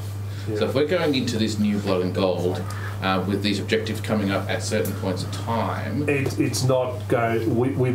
We like the fact that we kept to our timetable last quest and nothing deviated outside. There are things that go on in the background that have to be organised. For example, the medics, the marshals, the medics, the objectives. Everything has to work. Otherwise, players start attacking things they shouldn't. if I'm also trying to remember some of the conversations we had in the past, it's also going to be something along the lines of not every day. There is, within the schedule, you think we've got at least one tournament day. Yep. And at least one, we try and spread the troll ball day over 2 days just to give people a chance to really injure themselves on 2 separate days. We love you, Hugh. We love you, Hugh, but I don't know what you're made of. I think my biggest thing about it is that Really I've not. noticed that when it comes to a lot of the personal individual stuff, gets thrown out the window because everyone's doing war games. Yeah. Yeah. Now that's a balancing act. I think the easiest way to help that is to push, as we're looking at, because it's a really hard job, is to push different aspects of the game into different time slots in the day and not let them deviate. The daytime is for fighting because, well, the medics like us to play in the light. Yeah. And we like what the medics like, but that doesn't mean the nighttime isn't for conflict. It means the nighttime is for a different style of game. We've had that strong emphasis that you know roughly what's going to happen tomorrow, so that nighttime's for the diplomacy to repair what you did during the day. Good point. Screw your politics. The demon glow stick game. I want in again. That was a good game. Wild Hunt one? No, this was Phil's Treetops. one with the... Treetops. Yes. Which was basically just Spotlight, only in kit, and also You we'd already got Lick It can Up. talk to Phil about that. as much as I personally, the first time it happened, as much as I loved running around in near like dark and having random people in full shade gear jump out and collecting sticks, and then you see someone die, so they have to throw their sticks in the air, and you're like, somehow 5 meters to your right, all these sticks go flying in the air, and you're like, oh my god, there's a whole ton, but someone just died there, so They didn't am I spawn naturally. safe? Is that a monster or another player? And as much as I enjoyed it, it was still running around at night with people trying to be stealthy, and it resulted in a lot of people running into each other and a lot of tree roots, and it is a bit like, you gotta have the right On that feel. note, though, this one thing I'm not sure if it was ever addressed. Dylan Hall and his warband at the time were owed a rune sword that never came. I was always meaning to follow that up. You'll have to take that up with the gentleman responsible for that, which I believe Is is... Phil? Why? Yes, it is. Yeah. That's not me. I don't run things after dark. I like to sleep. To go back to I our love topic- running things after dark myself. No, you would. Yeah. To go back to our topic of battles as well, though, one other thing is that if you're the kind of person that wants more battles, arrange them. Yeah. We if you want to slug it out, if you start a fight with enough people, it cascades quickly, because there are warbands out there that are just itching for a chance. And you know, you might turn around and challenge another group to a war and say, I'm going to rock up with all my friends, bring yours, or your honor is a cow. I don't know. Find a reason to get them to rock up with all of their friends. Saga's battle. Yeah. I will rock up with all of my friends, and Yeah, and it escalates. honor is a cow. the other side of that is don't forget that, you know, maybe you will only get a quarter of the players on site at the event, but there's nothing wrong with that. Maybe they're just not there for those kind of fights. Even a fight of 20 against 20 or 10 against 10. Yeah, and it's a fight with the possibility that you take a bite out of someone who really can't afford to lose that limb. This is why Penalties and the like. This is why I've got like one of those things I want to get out there, which is the gang fights that I had in previous quests. Like last quest, we didn't really get it going because we couldn't get it quite working because of the scenario, and we learnt that. So hopefully this particular quest coming up, we can get back into that. Yeah, and I've got a different way I want to approach it. Nothing's official yet, so take this with a grain of salt, of course. But my whole general concept of the gangs, how I want to go forward, is like their war bands with their own little themes. So like the Repentia from the Order, so like all the whipping of themselves and stuff like that. And we're all using in the gang flagellation. We're using the crosses as their weapons and stuff like that. They're like themed gangs. Yeah. Like we're going like Tommyknockers and Golden Masks were some of the concepts. Can I just get it like on that very important note? Can I just quickly say to my boy Trent, Dirty boys. Dirty boys. What are gangs? What are we talking about? You missed that whole fight. Something at Kryl. Oh, there was like I've never even heard of this before. If you're looking for a battle, just start one. Again, you can now Google Swordcraft's world, and you'll find certain war bands are just prone to violence just because you've challenged them. Dirty boys. Yeah, like if you find the right culture, like certain people from certain parts of the world. There's also a fairly adequate list of how to antagonise each other. Yeah. Alternatively, if you're really bored and you're up for the challenge, just throw a copper Freako's way and say, "Fight me." Like at that point, like most of them will just fight you just for the sake of beating you into the ground. Call an elf a dwarf If you lover. want to answer Call a dwarf your- an elf lover. If you want to answer your particular question about what gang warfare is, basically go watch Gangs in New York, and that's essentially what I was trying to recreate. Well, no, I was just playing coy and like, what is this? I've I know, never heard and of that's this not answering your before. question because I knew you were being coy about it. Yeah. Thank you. Basically, it's for another those playing at home. It's another character concept and another particular battles that I do want to do late at night for smaller groups of people. And the idea is that instead of being a war band, I do not want war bands coming in playing the gangs. I want a group of 5-6 people coming in with a cool gang concept.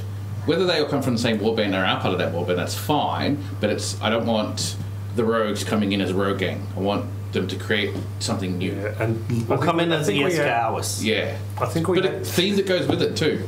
I think we had limits on the weapons too, didn't we? We did have limits on it. If you watch Gangs in New York, the Yes. movie, we all get The together as a meeting. moot, we have a meeting, and we discuss the terms of the actual gang fight and stuff like that. What weapons are used, where the pistols are used, where the daggers, swords, shields, whatever is used. Yeah. So Do you have Come any in, other Brad. questions? I've got a question for you. Go for it. So cavalry. yeah, yeah. Question mark. Yeah, question mark. We've had more than a few people talk about things they want to build that aren't steam tanks but are big, hairy with rhino horns and that sort of thing. So like epic creature equivalent. Well, you So, think like, you think packages talk to you about the. I've had a few. All right. Damn. You got to think of the size of a Get on horse. that package. Horse, half a ton for a small horse. That's a small horse is the size of one of these tables. 3 big men. That's what cavalry is. Cavalry isn't what a lot of players are thinking of, which is the sort of the thing where your legs sit over the side of it and your actual legs make the ostrich legs underneath. Not a hobby horse. Not a hobby horse. We're talking basically another version of an epic creature, essentially. Yeah. No gyrocopters. Well, actually, no. Show us how to do it and we'll have If a you look. could build a gyrocopter, a legit gyrocopter, and show us, and it's safe and all that type of jazz. Yeah.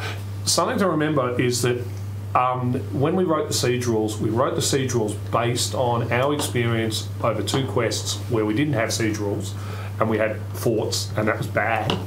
And talking to everyone from people from Drakenfest through to reading the stuff on the London Metropolitan Police and how they deal with soccer hooligans, to design, no joke, to design a way of playing the game. And unfortunately we can't test it because it takes 400 people and several $1,000s worth of kit just to test a single gate siege fight. So most of this stuff is written by players saying, I want to build this and I really want to build it.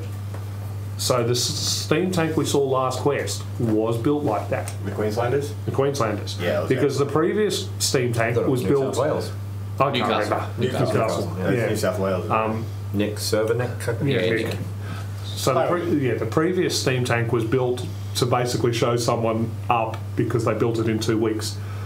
This one was a generation ahead of them, ahead of it. The siege weapons we saw last quest were a generation ahead of what everything the previous quest was.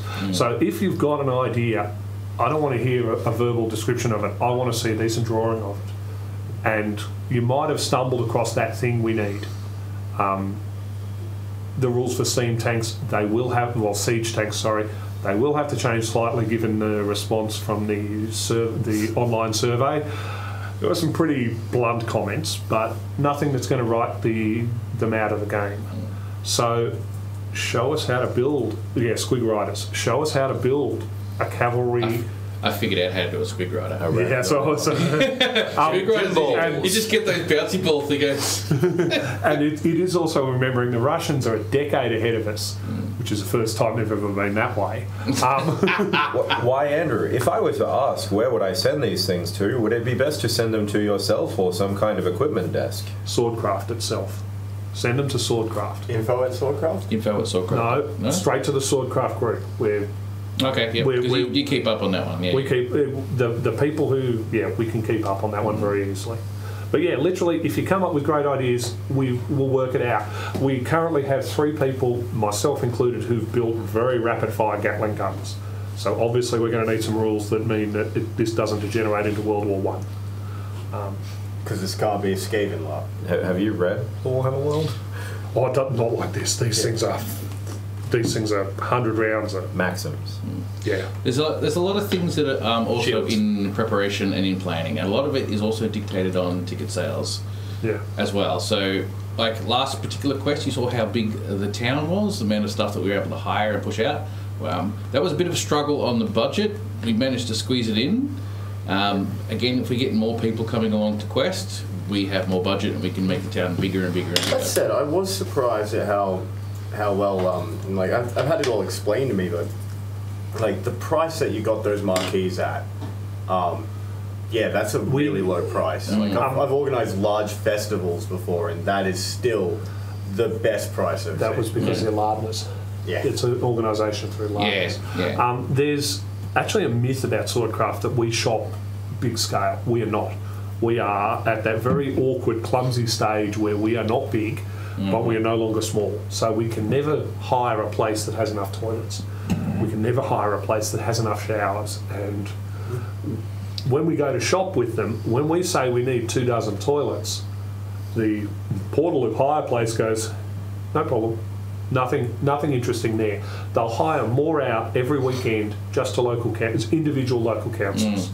So just to get back to that, when people talk about us having buying power, we don't have buying power yet. Yeah. Big festival, Earth Core, 20,000 people, they are just getting to the buying power point. Just get us a few more thousand LARPers, Yeah.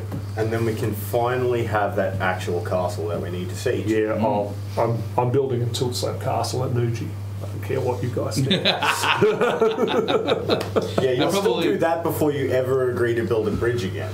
Yes. Probably the other thing too about the ticket sales is too, I know that this is potential, whether it happens or not is based on ticket sales too, because it's all about money, is the epic monsters that we're also going to be trying to bring into this game. Yeah. Not epic monsters, actually, probably that's a bad word for it. Monsters. Monsters. Yeah, monsters. If anyone has ever built a monster suit, they know that when you talk to someone who makes them for mascots, they are thousands of dollars. A fursuit's $1,000. An epic creature sized fursuit is when I built Daisy, there was 150 hours in that. So You're not accounting for extra work to make it actually combat survivable. Yes. Yeah. What's the price tag on Green Knight?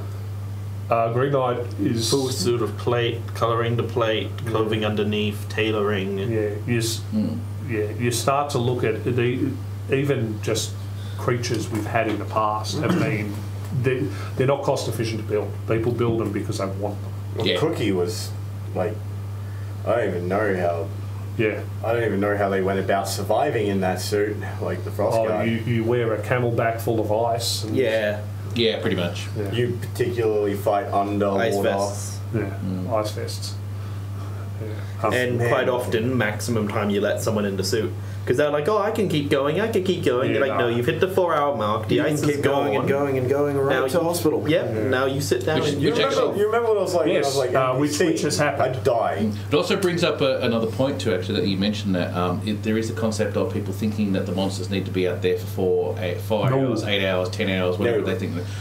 I'm hopefully, again, ticket sales, money, cost, all that type of jazz, if that comes to us, is to hopefully put what we're calling an adventurers guild together.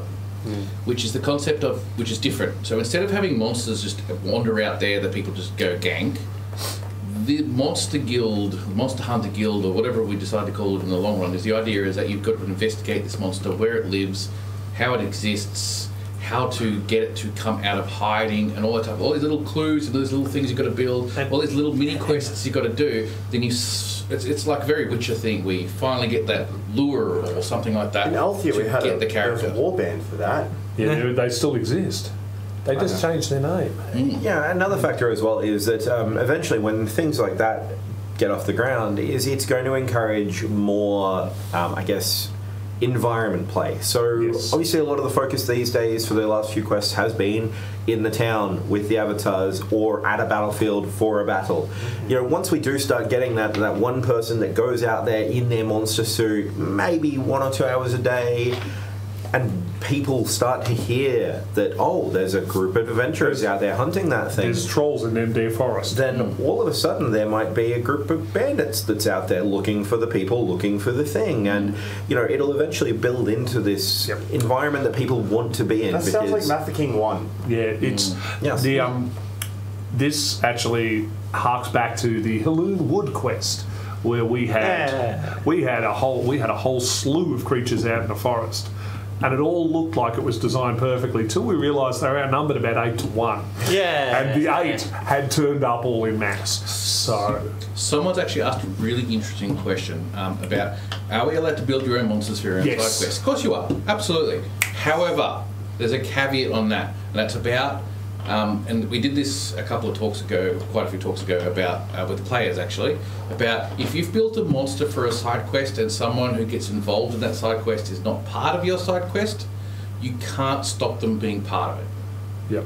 That's Yeah. what's really important. Don't be sure. If you bring a monster out and people see it, they will get involved, and you Yes. can't say, "Sorry, this is a side quest for my particular people." It doesn't work like that. Yeah, for having built a monster, you either end up with where the hell did everyone go, or what the hell is everyone doing here? Yeah. There is no middle ground. Yeah. If you play a witch, expect witch hunters. Yeah. Well, If you play a monster, expect monster hunters. everyone wants a troll's ear. Yeah. And if you So if play you- a heretic, expect Sigmarites. Yeah, And if if you you build play this Sigmar, really cool expect monster that heretics. you've built for like this Or group of Sigmarites. 6 people, and You- and like a warband sees it down an alleyway, they will chase that fucker down and they will kill it as much Yeah. as they can. And that is Now- the most important part. Or just make Now, before he vanishes, if you build it, we will try and work out how to use it. And work with you And as work well as with you. particularly even rewards There- and stuff like that. We want to reward all this. There are mechanics we can use in the way where we put you, how we introduce you, what time you're there. If we put you in a specific, if your monster is put in a specific location while we're holding the most lucrative battle on the planet, Yeah. you're probably going to be ignored by anyone who's not taking part of it. So Swordcraft is about, if you build it, we will do everything we can to incorporate it, especially if you tell us beforehand. Careful with those big battles, they might attract the monsters. Yeah. That's They- true. like the Nothing Dota- nicer than trolls coming into A good feed. example is like the Dota style. I'm not sure if that was Swordcraft or not just Frostguard by themselves, but like that Dota style run at the Adventure Guild. Yes. Because I think so, guys yeah. Straight up the mountain, and then all like they said, just climb the mountain, and then there were monsters everywhere, so we just bailed. Oh, the other thing we want with the monsters, and we know a lot of people are still new about building stuff, is that we want the quality to increase, Yeah, increase. This is something that will be posted soon, because at the moment I'm playing around with a relatively cheap piece of headwear that comes from martial arts, which I would like to see. I would strongly, whether or not it becomes, but I would strongly recommend anyone who's building a monster, head protection, soft organ protection, joint protection, and groin protection. Yeah, yes. Absolutely. As soon as you remove the physical form that makes us human, people treat you like a clay pigeon. They belt the They living do. crap, and it doesn't matter how good or how nice they are. It's the way we perceive targets. Put a helmet on, people hit harder. Put digi legs on, people hit harder again. Put a tail, they hit harder again. Yep. Make yourself 7 foot tall with bull horns, and They'll they hit try and hard. carve you up like a steak. Which is also part of your construction. You also have to consider that Yeah, too. body armour. Yeah. It's not metal either. It's high density foam. And again, not to mention making it survive the hits as well. Yeah. Sorry, that's what I meant. Yeah. Was it George that had his avatar outfit lined with armor? Yeah, he's got high density EVA foam inside. Yeah, when you're building monsters, don't worry about making armor points. You Look, know- when I came back as an Avatar again, I had the leather chest piece and I had a shield because it was a case of someone's going to have a go and they're going to hit hard. Yeah, I went the opposite direction. I thought if I'm a big enough weasel, I never have to be in a fight of any kind. People tried to kill Joy. Apparently they don't like Several Joy existing. I know, but seeing your Justified. scumbags just like... I designed my Minotaur costume around fighting with kids, which is why I deliberately made it so I couldn't actually see them. That was a mistake. But all I did was swung Come here, swung children. my weapon where I could see it because there were no kids there. So they all ran around underneath it, and it was designed with reinforced legs, belly protection, groin Yep. protection, and everything. Under the belly protection. Under the belly Lots prote- of that. And then Under- just for ate the more kid food, so fight. had more belly protection. Yeah, and then one little kid who will remain nameless flipped the heavy loincloth back and stabbed upwards behind the box. And that was the end. Smart kid. Yeah. Very And that was smart it. kid. One shot, one kill. Oh, you found that secret spot to kill the monster. I Yeah. hope if he came to the front, you fell backwards for Alright. his sake. I'm going to interrupt now because we have gone past 10 o'clock. Yep. And I will finish this off because I know we can talk forever and ever and ever, and there's probably Can we ever? more questions now that people have thought about. So I'm going to end with a couple of things. First thing is that someone said Shattered World did that and it was great. Yeah. That is a good example of, at some point in time next year, I would love to talk to Shattered World in Yes. this particular type of environment. Yeah, we should plug them again like I did last time. Shattered World. Shattered World. So I definitely want to have a talk Jump to on those that guys and Facebook. see, because like Perth are pulling up some pretty good numbers considering your Perth, I guess, for like a better way of putting it. The mining boom crashed. They've got nothing else to do. Yeah. So yeah, That's a really, Victorian level burn. we're all friends here. It would hurt more if it was from a Queenslander though. Yeah.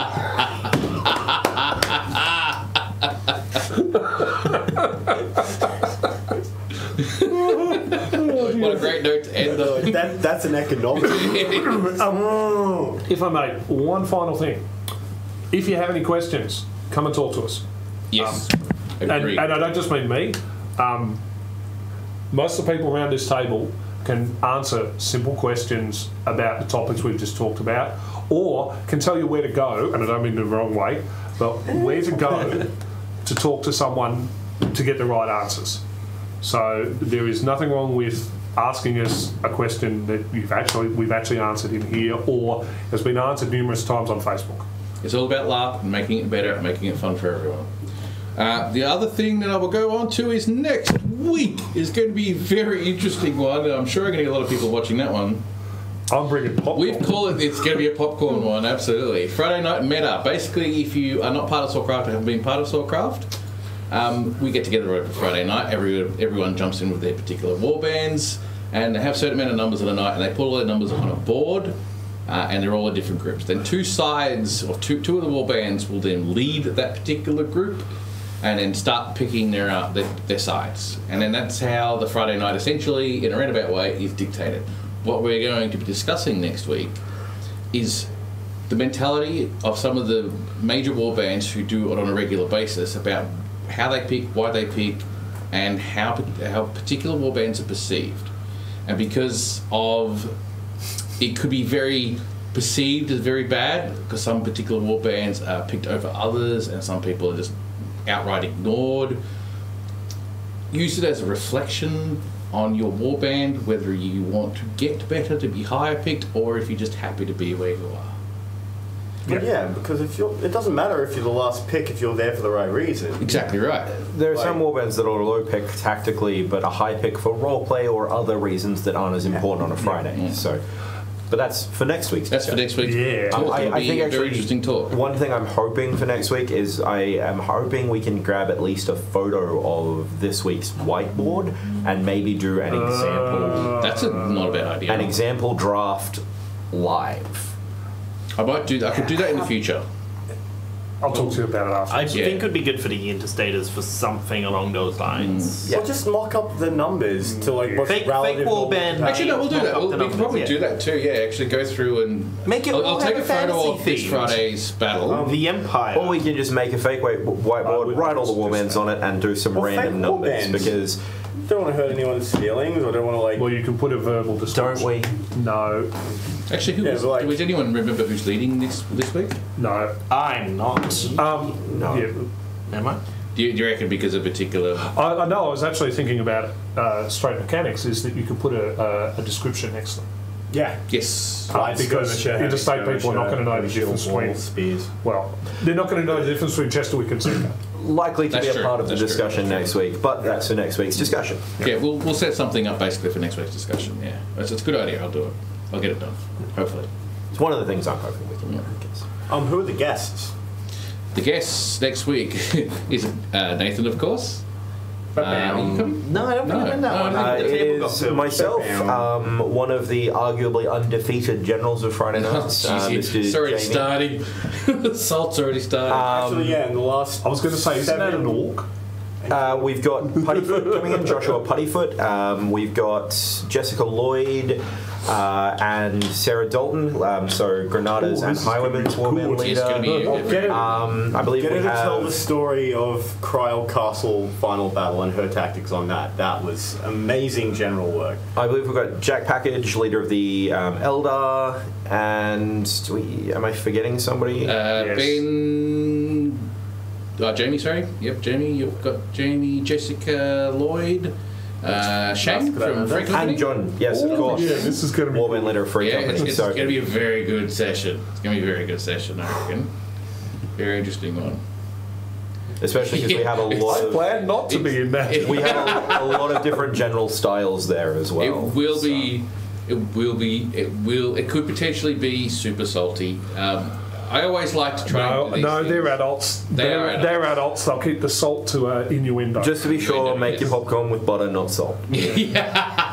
Apparently, next Friday it is Sekonze versus Claude Council. Oh, well, there you go. I'm sorry. Sekonze versus Sekonze Claude versus Council. Claude Council. That is the Highwaymen Thornwolves. No, oh, sorry, Bandit Bandits Thornwolves. Thornwolves. That was the Bandit Thornwolf Alliance became the That's their Claude joint Council. venture. So Against the spears Spaghettis. versus a surprising amount of armour. Claude Council. Yes. Yeah, look at them on the field. I think they've been looting the bodies again. I believe one of the warband leaders involved in that side has bought himself some metal and a hammer and is doing amazing things with the combination. Interesting. All right. Yeah. All right. So we shall say good night and Sunday night for our D&D game in Althea, and then next week for Friday night talk. So See you later.